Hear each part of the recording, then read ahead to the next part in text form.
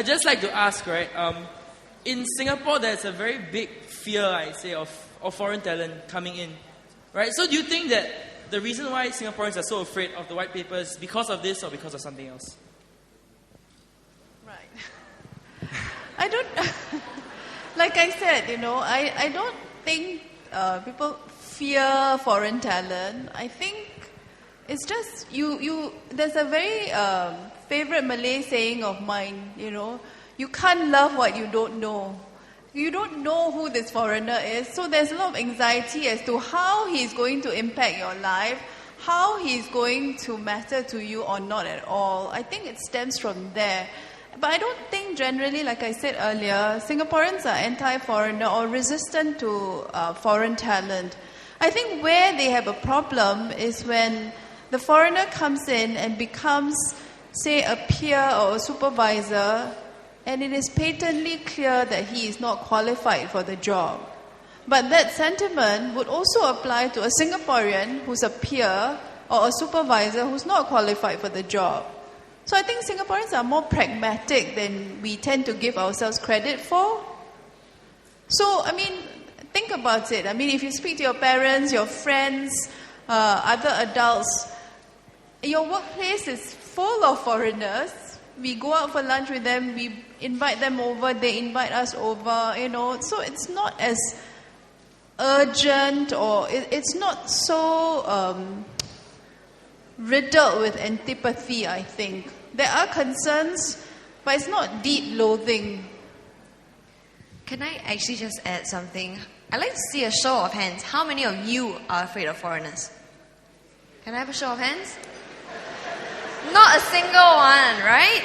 And, oh wow, I see a couple, but I just like to make this point which a former minister actually said to me. And he said, and this is very interesting, I like to just make this point.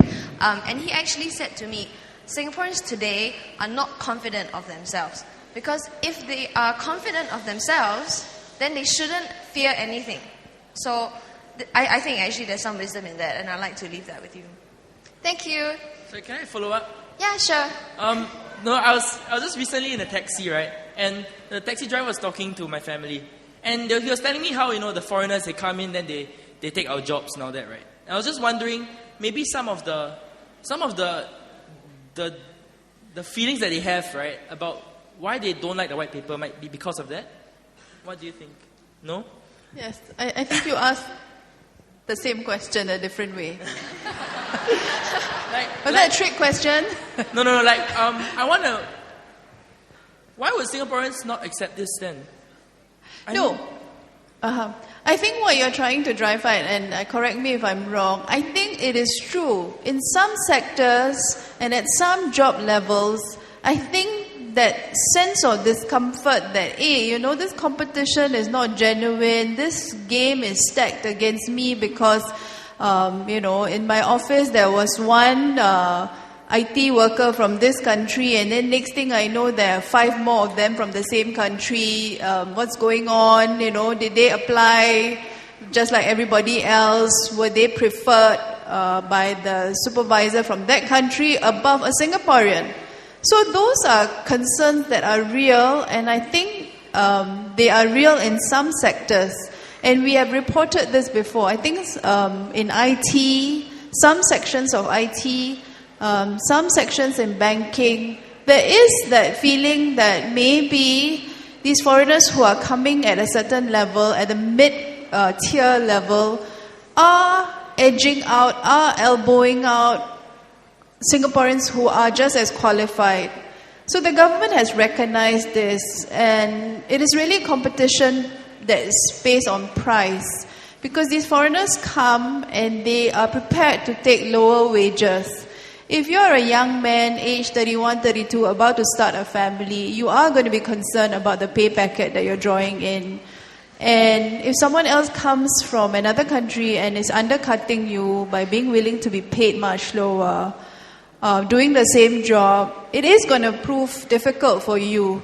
So the government has acknowledged that there may be an issue there, and hence we are now entering that discussion where we are talking about having an employment framework. You will see that phrase appearing in our newspapers in the coming months. Basically, this is almost like a checklist of, when a foreigner applies for a particular job, we need to be sure that he is indeed the best person for the job, not because he's cheaper. The details will be sorted out later. Most other countries actually have this mechanism in place. The technical term for it is actually called labor market testing. So if you use the US as an example, they need a lot of IT workers. They do not have enough IT workers. So they import a lot of IT workers from India. And most of them come under what is called the H-1B visa. And what the US government does is that its way of labor market testing, of setting up this employment framework, is to determine every year, I'm only prepared to give out 50,000 H-1B visas.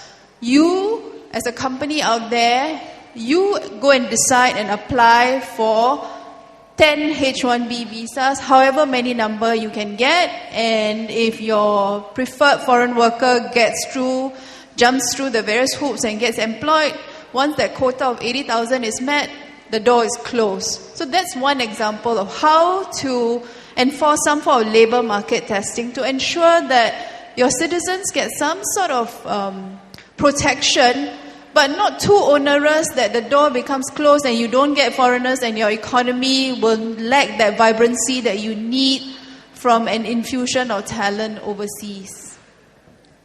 Okay, thank you. Thank you for the question. Hi. Up here. Hi. One of the main focuses, right, as you mentioned, was to increase economic vibrancy.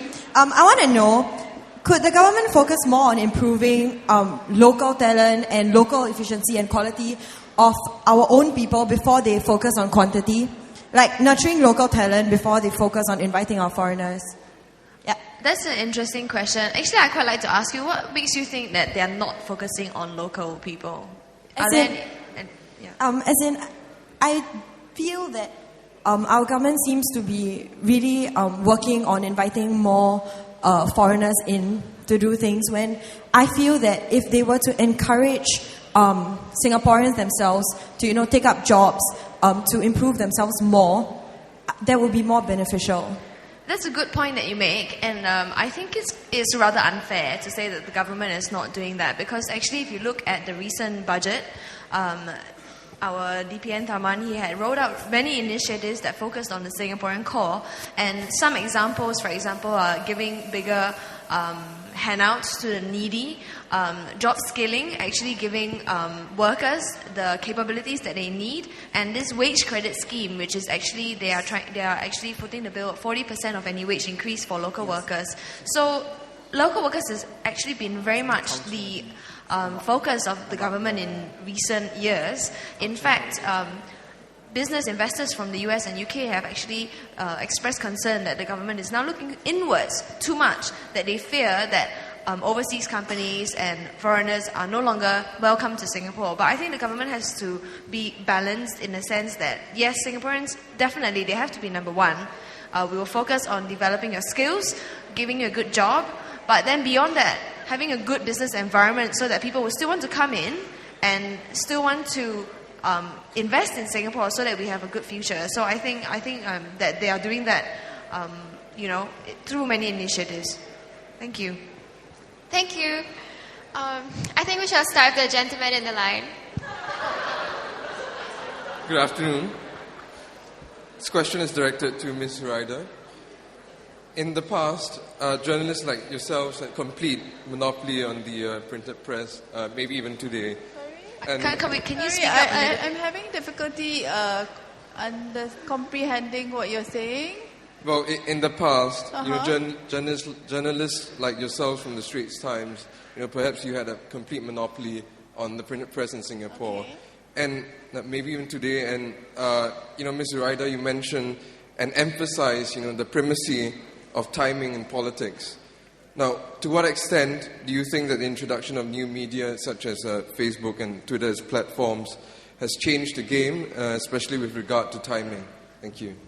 Okay, that's an excellent question. I think, he deserves a round of applause. Come on, you guys.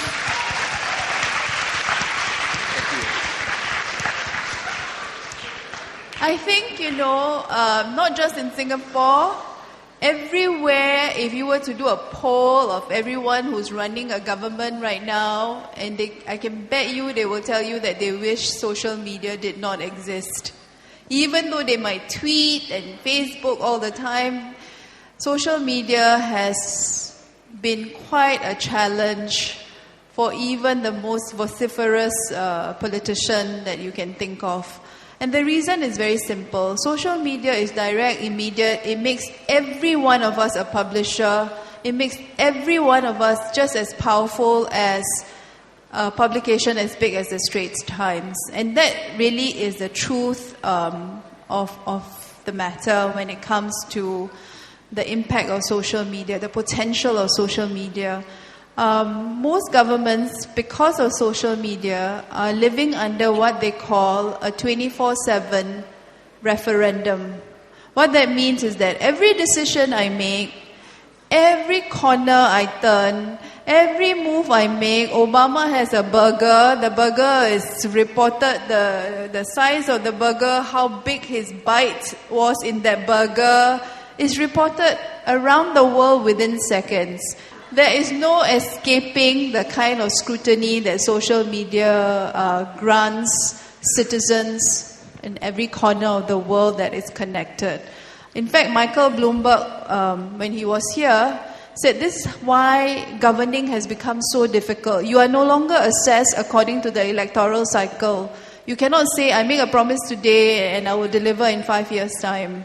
1 month's time, somebody will be raking up a speech you made a month ago and asking you, what are you doing about it? How come you seem to have changed your stance? The other day you said this, but you seem to be acting this way. So it has made governing completely more challenging. And I think the reality is that the white paper was in a way subjected to that kind of scrutiny that we otherwise wouldn't have had in the 1990s. So that's a very good question. It changed the game.